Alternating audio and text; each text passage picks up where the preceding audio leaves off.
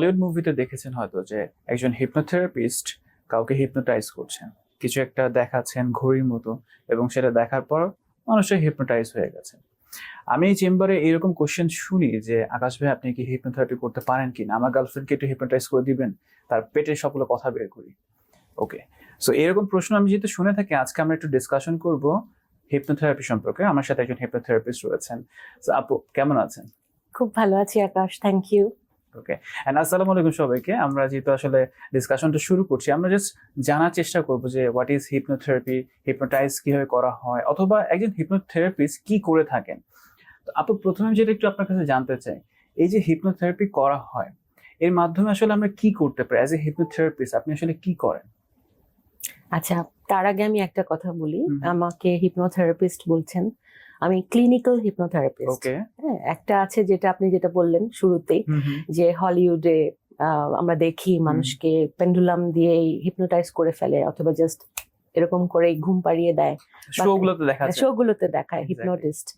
So ওই hypnotist যারা showman, যারা স্টেজে এসে পারফর্ম করেন, ওদের সঙ্গে কিন্তু আমার একটা পার্থক্য আছে। আচ্ছা আচ্ছা। আমি ক্লিনিক্যাল হিপনোথেরাপিস্ট। ওকে। আমরা শুধুমাত্র বিভিন্ন শারীরিক সিমটম, যেটা কিনা মানসিক অশান্তি থেকে বা ডিপ্রেশন থেকে বা সাইকোলজিক্যালি কোনো রকমের ডিপ্রাইভেশন থেকে যে ফিজিক্যাল কন্ডিশনগুলো ক্রিয়েট হয়, ওটাকে কিছুটা রিল্যাক্স করানোর জন্য, ওটাকে অ্যাড্রেস করার জন্য আমরা ক্লিনিক্যাল হিপনোথেরাপি করি। আচ্ছা। সেটা সম্পূর্ণ আসলে সায়েন্টিফিক এবং মেডিকেলি এটা সাপোর্টেড। আমাদের দেশে এখনো অতটা না, কিন্তু ইউকেতে, ইউএসএ তে এটা কিন্তু একটা খুবই কমন প্র্যাকটিস।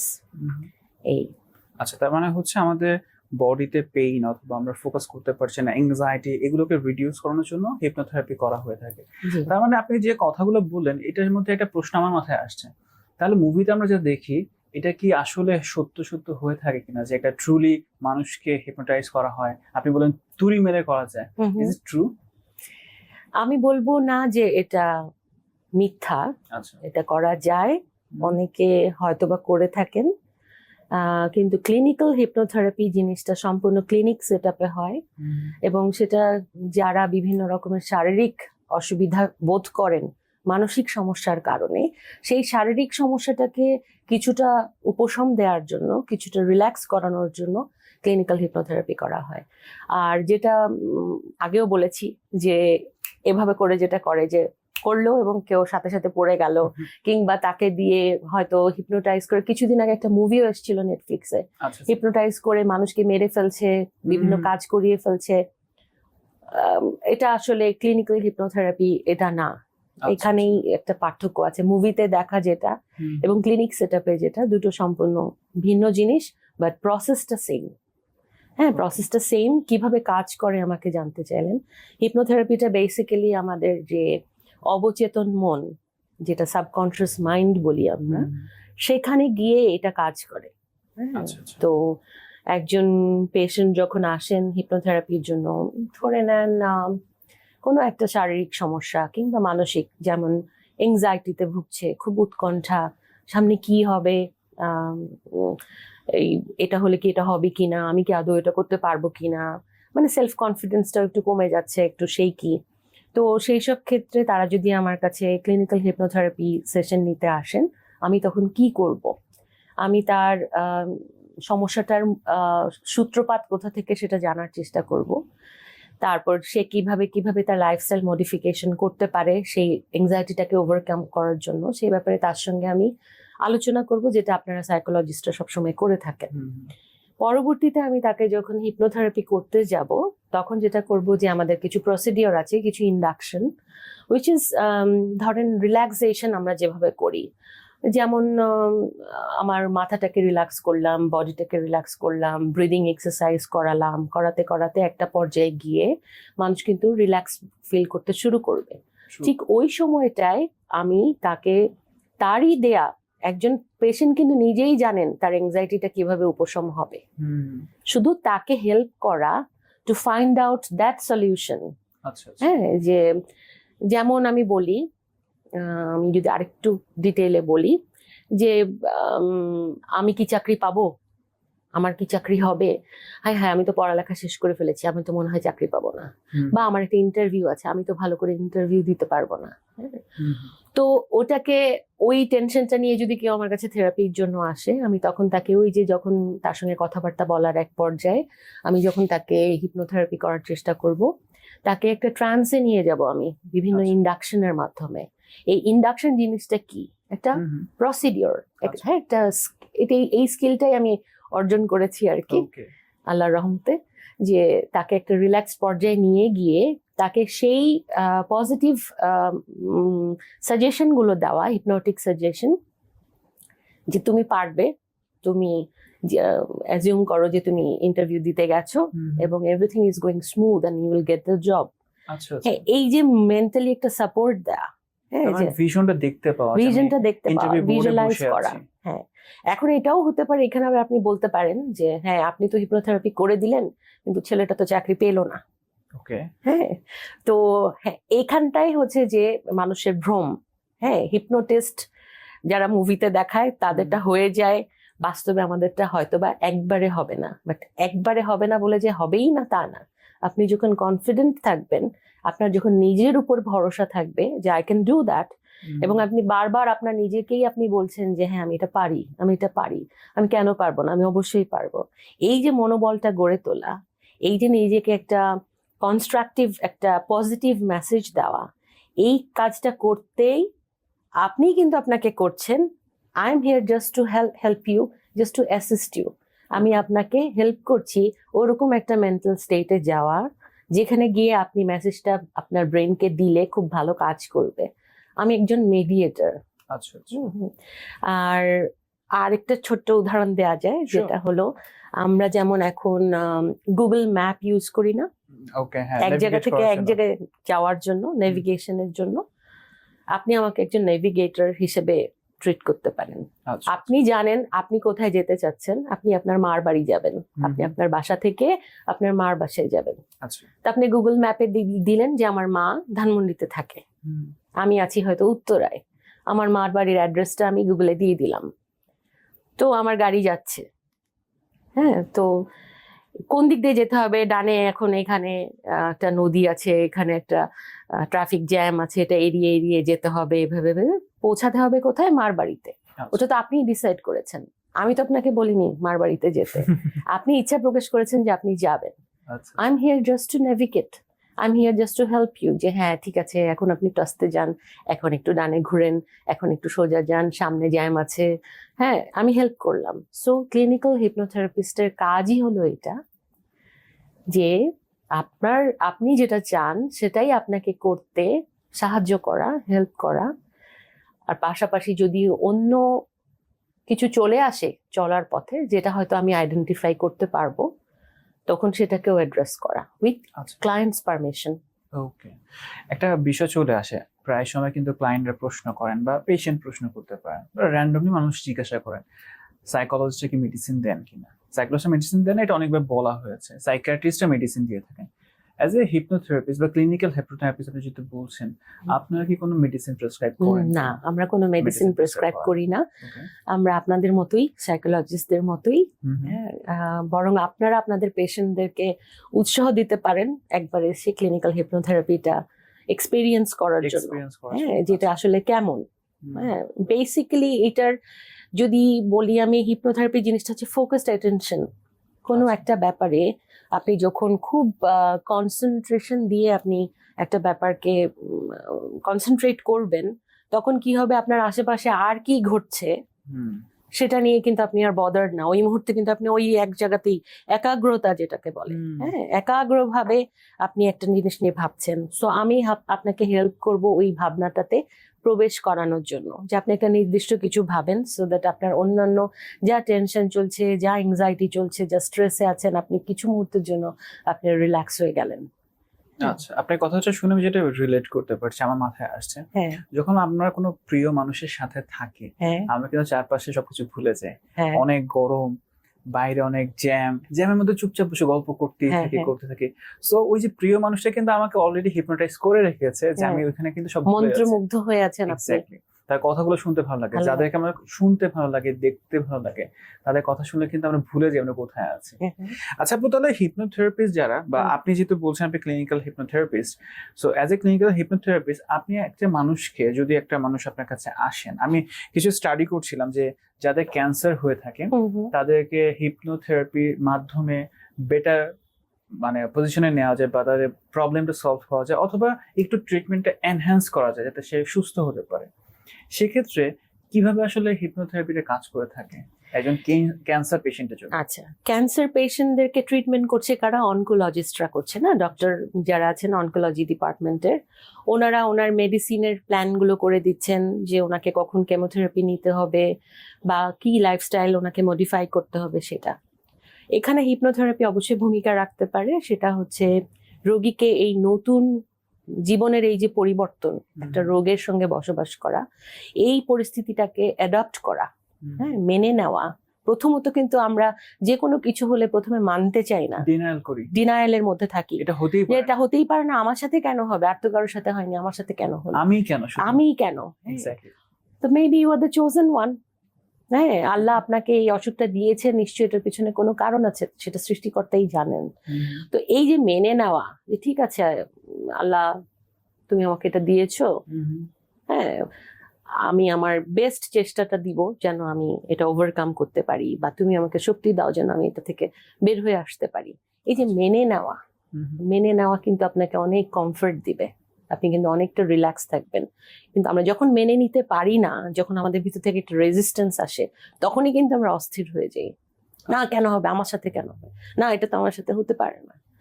কিন্তু হ্যাঁ ঠিক আছে, ইটস ওকে, এটা হয়েছে, আমি এখন চিন্তা করবো যে কিভাবে আমি এটা থেকে মুক্ত হতে পারি, বা কিভাবে আমি আরেকটু কালকে যেমন ছিলাম তার থেকে আজকে যেন আরেকটু ভালো থাকতে পারি। হ্যাঁ, এই জিনিসটা, এই জায়গাটাতে হিপনোথেরাপি ক্যান হেল্প। আচ্ছা। হ্যাঁ, তো সেই ক্ষেত্রে হয়তো বা ক্লিনিক সেটআপে পসিবল না হলে, পেশেন্ট যদি বেড রিডেন থাকেন বা হসপিটালাইজ থাকেন, সেই ক্ষেত্রে কিন্তু হিপনোথেরাপিস্টরা একটা ভিজিট করে ওনাকে কিন্তু ওনার বেডেই ওনাকে হিপনোটাইজ করে, হিপনোথেরাপি করে ওনাকে হিপনোটিক সাজেশন দিতে পারেন, so that he can cope up with the situation.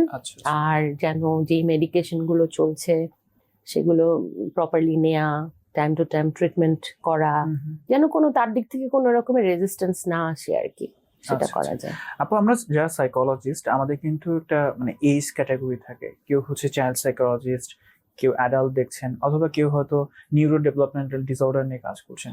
So as a clinical hypnotherapist আপনার কি এরকম ক্লায়েন্টে এজ রেঞ্জ আছে কিনা, যে এই বয়সে ক্লায়েন্ট আপনি দেখবেন বা দেখবেন না, অথবা আপনার নিজস্ব কোনো মানে এরিয়া আছে কিনা? একটা সমসাময়িক ওয়ার্ড খুব শুনছি চারিদিকে, তো আমি বলছি যে জেনজি। আমার আমি খুব ভালো ফিল করি ইয়াং জেনারেশন নিয়ে কাজ করতে, জেনজি যারা আছে, তাই বলে মিলেনিয়ালস বা জেন এক্স কেও আমি অবহেলা করি না। এখন এটা আসলে ডিপেন্ড করবে কার কি ধরনের সমস্যা, সেটা আমার এক্সপার্টিসের সঙ্গে যায় কিনা, আমি যেই ফিল্ডগুলোতে কাজ করি। But I am confident that I can do, but বাচ্চাদেরকে আমি নর্মালি অ্যাভয়েড করি। ছোট বাচ্চাদেরকে 13 এর নিচে বুঝাচ্ছেন? হ্যাঁ, মানে টিনেজ থেকে আমি প্র্যাকটিস করি। বাট আমার যারা সহকর্মীরা আছেন যারা ইউকে এবং মালয়েশিয়াতে যারা কাজ করছেন, ওনারা বাচ্চাদের করেন, বা আরো কিছু আছে যেগুলো হয়তো আমাদের কালচার বা আমার ধর্মের সঙ্গে যায় না। আমি একদম মুসলিম, সো কিছু থেরাপির কিছু পার্ট আছে যেগুলো যেমন past life regression therapy, which is very একটা খুব মানে ইম্পর্টেন্ট পার্ট হিপনোথেরাপির। আপনি যদি ওয়েবসাইট গুলোতে দেখেন ইন্ডিয়ান বা অন্যান্য কালচারে, ওরা কিন্তু ক্লিনিক্যাল হিপনোথেরাপির ভিতরে পাস্ট লাইফ রিগ্রেশন থেরাপিটাকে অনেক প্রাধান্য দেয়, যেখানে মানে পুনর্জন্ম বা রিইনকার্নেশন নিয়ে ওনারা কাজ করেন, যেটা আমার চিন্তাধারার সঙ্গে আসলে ভাবে আমাদের বিলিফের সঙ্গে, বিলিফ সিস্টেমকে সেটাই চ্যালেঞ্জ করে, এই জন্য আমি সেটা প্র্যাকটিস করি না। তো ওই একইভাবে আমি ছোট বাচ্চাদেরকেও হিপনোটাইজ করা যায়, যেমন অনেক বাচ্চারা বিছানা ভিজায় প্রতি রাতে, হ্যাঁ, বা অনেকে আছে চাইল্ড অ্যাবিউজ হয়েছে, হ্যাঁ, কিন্তু এখনো সে টিনেজ ক্রস করেনি। আমি ওই ধরনের ইস্যুস গুলোকে নর্মালি আমি করি না আর কি। আচ্ছা কিন্তু আবার দেখা যায় যেমন অনেক টিনেজ কিংবা 24-25 বছরের যুবক যুবতী কিংবা 50-60-70 বয়সের যারা আছেন পূর্ণবয়স্ক মানুষ, তাদের জীবনেও অনেক ডিফিকাল্টিজ, অনেক লাইফস্টাইলে অনেক সমস্যা দেখা দেয় because of some child trauma. তিনি হয়তো জানেন না যে তিনি অনেক ছোট বয়সে একটা ট্রমার শিকার হয়েছিলেন, যেটার ফলশ্রুতিতে উনি এখনো ভুগছেন। এই বয়সে, পরিণত বয়সে এসে উনি ভুগছেন। তো সেই ক্ষেত্রে যেটা আমি করে থাকি সেটা হচ্ছে রিগ্রেশন থেরাপি করি, উইচ ইজ আমি যদি আপনাকে যদি কিছু মনে না করেন, যে হ্যাঁ, যে আপনি হয়তো একজন তরুণ, একজন যুবক, আপনি এখন হয়তো বা ধরে নেন আপনার ছোটবেলায় আপনি অনেক ছোট ছিলেন, একটা বিড়াল আপনাকে কামড় দিয়েছিল, আপনার সেটা মনে নেই ঘটনাটা, আপনার মা বাবা পরিবারের কেউ জানে না, আপনি কোনো একটা ছোট্ট খেলার জায়গায় গিয়ে বিড়াল কামড়ে দিয়েছিল, আপনি ভয় পেয়েছিলেন। সেই ভয়টা যে আপনার মনে গেঁথে গেছেন, এইটা কিন্তু আপনিও জানেন না, আপনার পরিবারের কেউ জানে না। কিন্তু এখন আপনি কোনো বন্ধুর বাসায় গেলেন যারা বিড়াল পালে পোষে, তার বাসায় গেলে আপনি প্যানিক হয়ে যান, স্কেয়ার্ড হয়ে যান, আপনি ওই ঘরে বসতে চান না। বিড়ালকে দেখলেই আপনার এক ধরনের মানে ঘাম হতে থাকে, প্যানিক হওয়ার মতো একটা সিচুয়েশন হয়। হ্যাঁ, সেই সব ফোবিয়া, এই ধরনের ফোবিয়াকে কিন্তু হিপনোথেরাপি দিয়ে ট্রিটমেন্ট করা যায়। এবং সেই ক্ষেত্রে আমরা তখন রিগ্রেশন থেরাপি করি, যে আপনার যেই বয়সটায় আপনি বিড়াল আপনাকে কামড়েছিল বা ভয় দেখিয়েছিল, আপনাকে আমি হিপনোথেরাপির মাধ্যমে, রিগ্রেশনের মাধ্যমে আপনাকে বর্তমান থেকে ডিসোসিয়েট করে পাস্টে নিয়ে যাব, ওই টাইমটায়, ওই বয়সটায়, এবং ওখানটায় গিয়ে আমরা ওই ইস্যুটাকে অ্যাড্রেস করব। আচ্ছা আচ্ছা, যে হ্যাঁ, তুমি বিড়াল ভয় পেয়েছো, মানে ও তোমাকে কিছু করবে না বা কিছু, বা ওই মেমোরিটাকে রিপ্লেস করব with a very good memory of your life, যেটা আপনি আমার সঙ্গে হয়তো বা একটু আগেই শেয়ার করেছেন, যে আপনার ছোটবেলার একটা খুব মজার মেমোরি বলেন তো। হ্যাঁ, আপনি হয়তো আমার সঙ্গে ট্রান্সে যাওয়ার আগে শেয়ার করেছেন। আমি এই ভয়ঙ্কর মেমোরিটার জায়গায় ওই আনন্দের মেমোরিটাকে আমি রিপ্লেস করে দিব। আচ্ছা আচ্ছা, তারপর আপনাকে আমি আবার আমাদের যে ওয়ে আছে, সেই ওয়েতে আমি আপনাকে আবার বর্তমানে নিয়ে এসে ঘুম থেকে উঠিয়ে, আপনি উঠার পর আপনার হয়তো বা আর আগের মতন সেই ভয়টা বা ইয়েটা থাকবে না, আশা করি। এগুলো সবই আল্লাহর রহমত। আসলে আমরা আমাদের অজানাতে আসলে অনেক কিছু আছে, আমাদের সাবকনশিয়াস মাইন্ড যে আসলে কিভাবে কাজ করে এবং অনেক বড় এবং অনেক ভাস্ট এটা। হ্যাঁ, এইটা মানুষের পক্ষে আসলে জানা, কিন্তু যতই বিজ্ঞানের উন্নতি আর উৎকর্ষ হোক, আসলে এটা জানার শেষ নেই। কিভাবে কাজ হয়, আমাকে যদি বলেন এটা কিভাবে কাজ হয়, আমি কিন্তু আসলে আপনাকে উত্তর দিতে পারবো না। বাট আই বিলিভ যে কাজ হয়, কারণ আমি দেখেছি আমার ট্রেনিং এর সময়, আমাদের ক্লাসের সময় বিভিন্ন এক্সাম্পল দেখেছি, বা আমি যখন ক্লায়েন্ট দেখি তাদের মধ্যে যে মানে পজিটিভ পরিবর্তনগুলো দেখি, সেটা আমাকে বিশ্বাস করিয়েছে যে ইট ওয়ার্কস। আপু, আমি যখন কাপল সেশন গুলো করি অথবা আমার হোয়াটসঅ্যাপে বা মেসেঞ্জার গ্রুপে, মানে ফেসবুক পেজে অনেকগুলো প্রশ্ন আসে, এর মধ্যে একটা কোয়েশ্চেন থাকে যে আকাশ ভাইয়া, আমার ওয়াইফ মনে হয় পরকীয়া করে, বা আমার গার্লফ্রেন্ড হয়তো কারোর সাথে টাইম পাস করতেছে, আমি আসলে বুঝতেছি, আমার কাছে মনে হচ্ছে, আমার ফিল হচ্ছে এটা হয়। এন্ড আপনার কাছে যদি এরকম কখনো কেউ নিয়ে আসে যে আপনি একটু তাকে হিপনোটাইজ করে দেখেন যে সে আসলে কারোর সাথে পরকীয়া করে কিনা, এটা কি করা পসিবল, বা এটাকে আদতে আপনারা ইথিক্যালি প্র্যাকটিস মনে করেন কিনা? আমার কাছে কি বয়ফ্রেন্ড এসে বলবে গার্লফ্রেন্ডকে করার জন্য? হ্যাঁ হ্যাঁ, আমি সেটা করবো না। হ্যাঁ, গার্লফ্রেন্ড যদি এসে হেল্প চায় যে আমি কেন এরকম করছি, আচ্ছা আচ্ছা, হ্যাঁ, সেটা হয়তো বা এটা মানে সম্পূর্ণ একজনের কনসেন্টের নেয়ার মাধ্যমেই হিপনোথেরাপি করা হয়। আচ্ছা, হ্যাঁ, যে ইভেন যদি কোনো বাবা মা এসে বলে যে আমার এই 14 বছরের ছেলেটাকে হিপনোটাইজ করেন, আনটিল অ্যান্ড আনলেস ওই 14 বছরের ছেলেটা নিজে ইচ্ছা প্রকাশ করবে আমার কাছে হিপনোটাইজ হওয়ার জন্য, এবং কমপ্লিটলি আমার কাছে যতক্ষণ সে সারেন্ডার না করবে, ততক্ষণ পর্যন্ত আমি করব না। এটা আমাদের এথিক্যাল একটা লিমিটেশন দেয়া আছে, যে আমার ক্লায়েন্টকে উইলিং হতে হবে যে সে হিপনোথেরাপিতে আমার সঙ্গে পার্টিসিপেট করবে। আচ্ছা, তার মানে বিষয়টা হলো যে যিনি হিপনোটাইজ হতে চাচ্ছেন তার শুধু তাকে উইলিংনেস প্রয়োজন উইলিংনেস এবং তার এবং তার কনসেন্ট প্রয়োজন। কনসেন্ট নিয়ে। আচ্ছা আচ্ছা, তার মানে হুট করে যদি কেউ বলে যে আপনি করে দেন, এটা আমরা কখনোই করবো না, না। আপনারা করবেন না, না, এটা আমাদের এথিক্যাল বাউন্ডারির বাইরে। সেম জিনিসটা আসলে আমরা সাইকোলজিস্টও করে থাকি, যে কেউ এসে বললো যে আমার ছেলেকে ভালো করে দেন বা আমার হাজবেন্ডকে ভালো করে দেন, সে পরকীয়া করে বা সে এটা করে, এটা তো আসলে করা পসিবল না। এখন যেই বয়ফ্রেন্ডটার কথা বলছিলেন যে তার গার্লফ্রেন্ডকে নিয়ে এসছে, আমি যদি এখন বলি তাহলে বয়ফ্রেন্ডটাকেই আসলে হিপনোটাইজ করা উচিত, যে সে তার মানে গার্লফ্রেন্ডকে সে মানুষ হিসেবে চিন্তাই করছে না, একটা বস্তু হিসেবে চিন্তা করে তাকে নিয়ে আসলো। ওয়েল আপু, আপনার কথাগুলো শুনে আমি যেটা বুঝতে পারলাম যে জোর করে হিপনোথেরাপি করা যায় না এবং ইথিক্যালি আপনি সেটা করবেন না।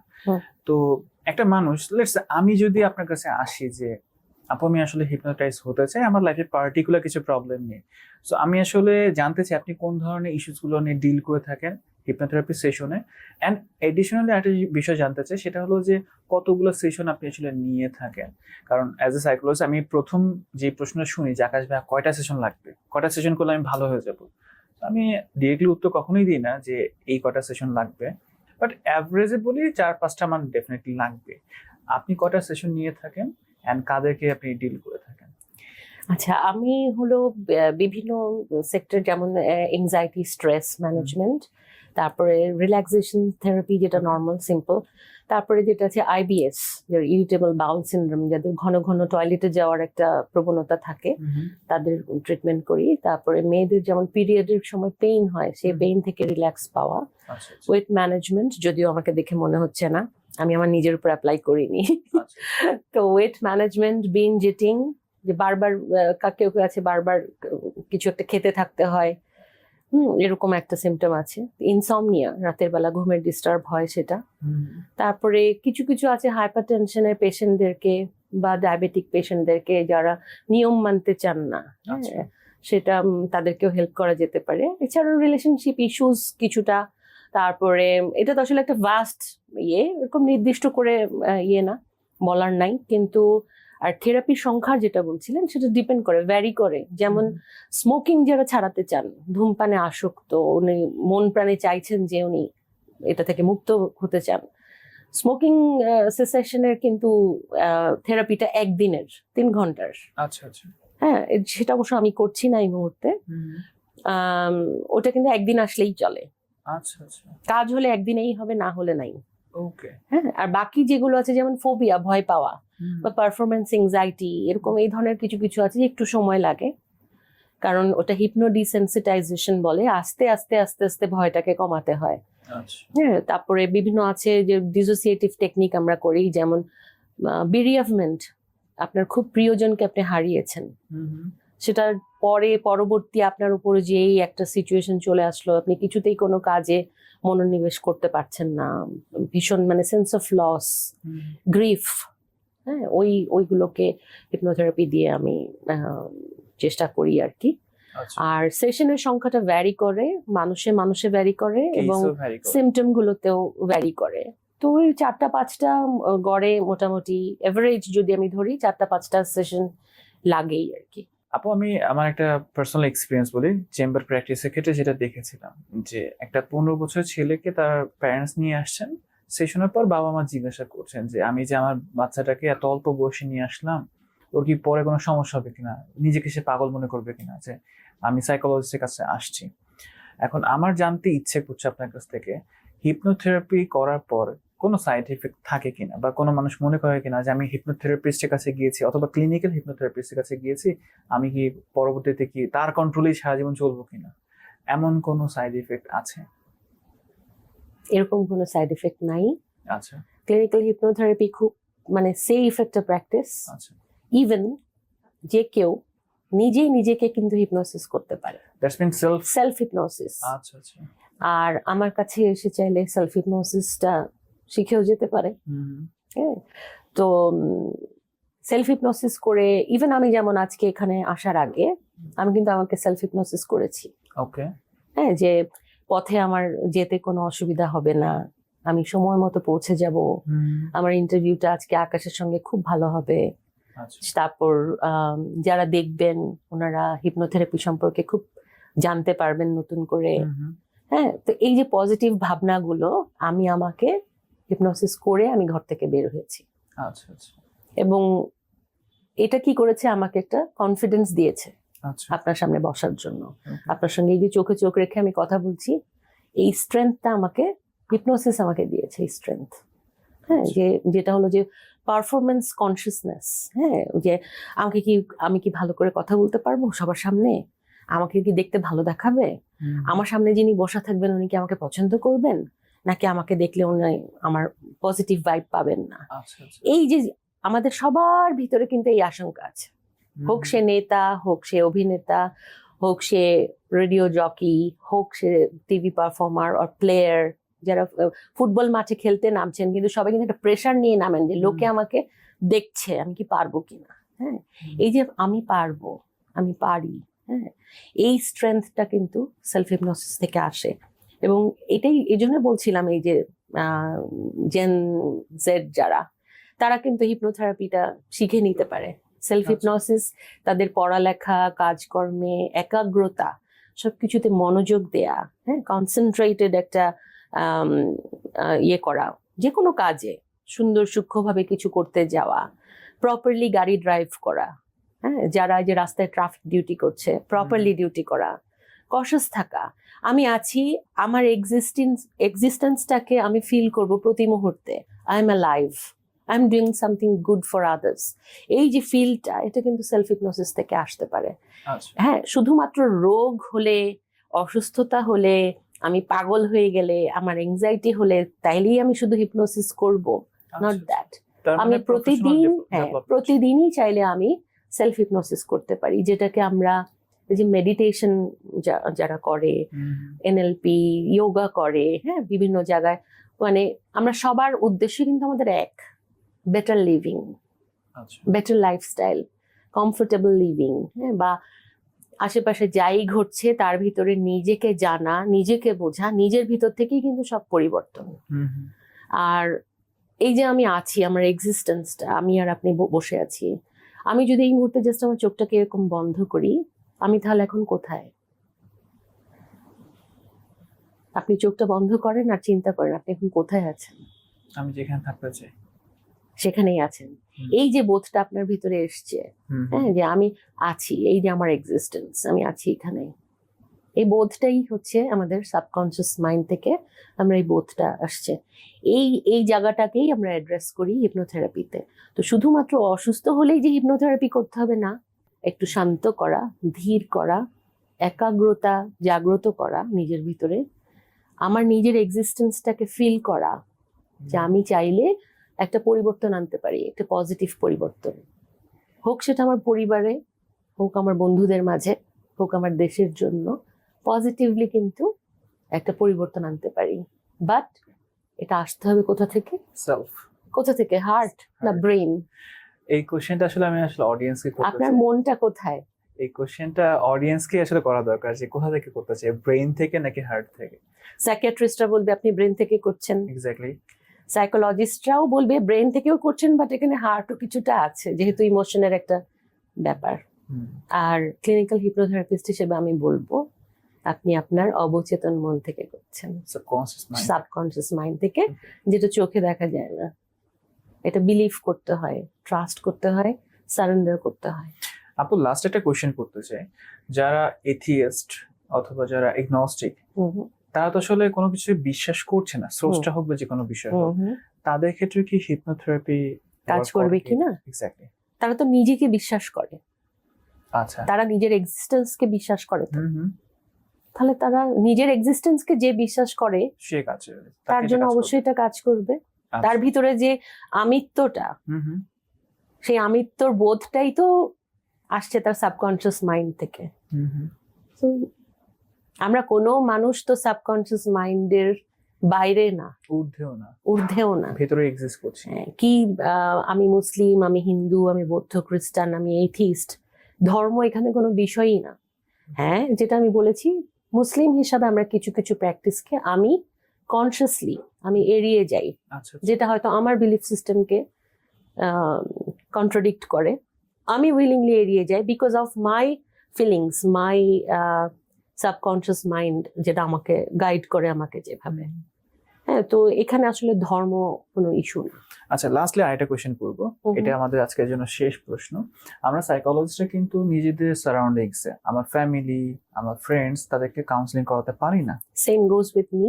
ওকে। আমি আমার খুব চেনা জানা কাছের বন্ধুকে আমি যেমন করব না, তারাও কিন্তু আমার কাছে এসে হিপনোটাইজড হবে না, হাসবে, মুচকি হাসবে, হ্যাঁ তুমি কি বলছো, কি করছো, লাইক মিল্টন মডেলের কথাগুলো বললে একটু হাসি পাবে। হ্যাঁ ওরকমই আর কি। যে এখন যেমন আমার সঙ্গে আপনার যদি আজকে প্রথম পরিচয় হয়ে থাকে, আমরা অলরেডি কিন্তু আমরা ঘন্টাখানেক কথা বলে ফেলেছি। হ্যাঁ, তো হয়তোবা আমি এখন ট্রাই করলে আপনাকে আমি কিছুটা হয়তোবা একটা এক্সপিরিয়েন্স দিতে পারি, বাট সেটা হলো যে এটা কাজ করবে কিন্তু আসলে 1-to-1 ক্লিনিক্যাল সেট আপে। আর যেটা শোম্যানরা করে, যেটা ম্যাজিক দেখায় এরকম করে ঘুম পাড়ায়, হ্যাঁ, তারা তো স্টেজে এসে করে এবং অনেক অনেক মানুষ কিন্তু ঘুমিয়ে পড়ে সামনে, দেখেছেন না এরকম শো? দেখেছেন তো? হ্যাঁ, সেটা কিন্তু কমপ্লিটলি শোম্যানশিপ। আমার এটা কিন্তু শোম্যানশিপ না, এটা 1-to-1 জাস্ট একটা এক্সপিরিয়েন্স। অ্যান্ড আমি বলবো যে সবারই লাইফ টাইমে একবার এক্সপিরিয়েন্স করা দরকার। আমিও কিন্তু প্রথমবার এক্সপিরিয়েন্স করার পরেই কিন্তু আমি এই সাবজেক্টটাতে যেতে আগ্রহী হয়েছি। আচ্ছা আচ্ছা, অনেক শুভকামনা রইলো। সবাই নিজেকে জানার চেষ্টা করুন, নিজের মনের ভিতর যে আরেকটা মন আছে সেটাকে যদি আমরা শান্ত আর গুছানো রাখতে পারি, তাহলে আমাদের বাইরের সবটা জায়গা কিন্তু গুছানো হয়ে যাবে। থ্যাংক ইউ সো মাচ আপু আমাকে সময় দেওয়ার জন্য। আর যারা কিনা ভিডিওটা ফেসবুকে দেখছেন, ডেফিনেটলি আমাদের পেজটি ফলো করতে পারেন। আর যদি ইউটিউব চ্যানেলে দেখে থাকেন, দেন অবশ্যই সাবস্ক্রাইব করে রাখবেন আমাদের ইউটিউব চ্যানেলটি। সো দেখা হচ্ছে নেক্সট এপিসোডে। আর যদি আপনার কোনো কোয়েশ্চেন থাকে রিগার্ডিং ক্লিনিক্যাল হিপনোথেরাপি, অবশ্যই কমেন্ট সেকশনে জানাতে পারেন। নেক্সট সেশনে হয়তো আমরা আবার ডিসকাশন করতে পারি। ভালো থাকবেন সবাই, আল্লাহ হাফিজ।